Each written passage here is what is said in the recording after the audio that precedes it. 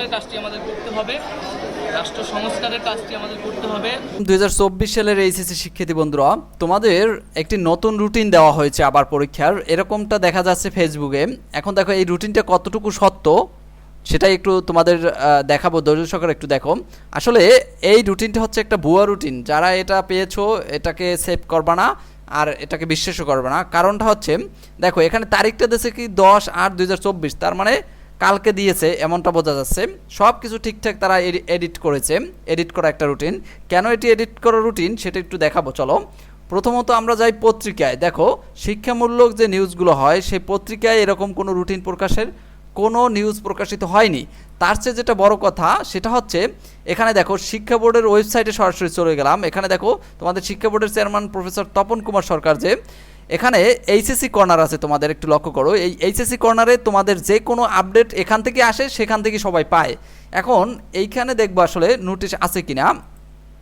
সেই HSC corner আমরা একটু যদি যাই, দেখো এইচএসসি কর্নারে সর্বশেষ এখানে বলা হয়েছিল যে নোটিশটি আসছে আগামী 11 তারিখের অনুষ্ঠেয় ঢাকা শিক্ষা বোর্ডের এইচএসসি পরীক্ষা যে স্থগিত হয়েছিল, মানে সারা বাংলাদেশেরটা স্থগিত হয়েছিল লাস্ট 7ই আগস্ট, যে ইটা দিয়েছিল আগস্ট মাসের 7 তারিখের লাস্ট হালনাগাদ হয়েছে, অর্থাৎ আপডেট এসেছে।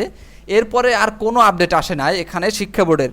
এখন শিক্ষা বোর্ডের ওয়েবসাইটে যদি আপডেট না আসে তাহলে এটা পাইলো কোথা থেকে? কারণ যা কিছু তোমরা পাবা সব কিছু কিন্তু শিক্ষা বোর্ডের ওয়েবসাইট থেকেই আমরাও এগুলো পেয়ে থাকি। এখন ঘটনা হচ্ছে সর্বশেষ 7 তারিখে একটা নোটিশ দিয়েছে, এরপরে আর কোনো নোটিশ দেওয়া হয়নি এখানে। এখন তোমরা যে ইটা দেখলা, যে রুটিনটি দেখলা, এই রুটিনটা সম্পূর্ণ ভুয়া একটি রুটিন, এটাকে বিশ্বাস করবে না বলে দিলাম আগে থেকে।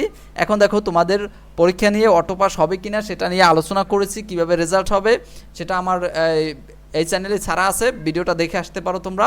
সবার জন্য শুভকামনা রইল। আর অরিজিনাল যদি কোনো রুটিন দেওয়া হয় আমি সাথে সাথে ছেড়ে দেবো তোমাদের উদ্দেশ্যে, তোমরা তখন পেয়ে যাবা। চ্যানেলটি সাবস্ক্রাইব করে রাখো এবং ভিডিওতে একটা লাইক করে রাখো।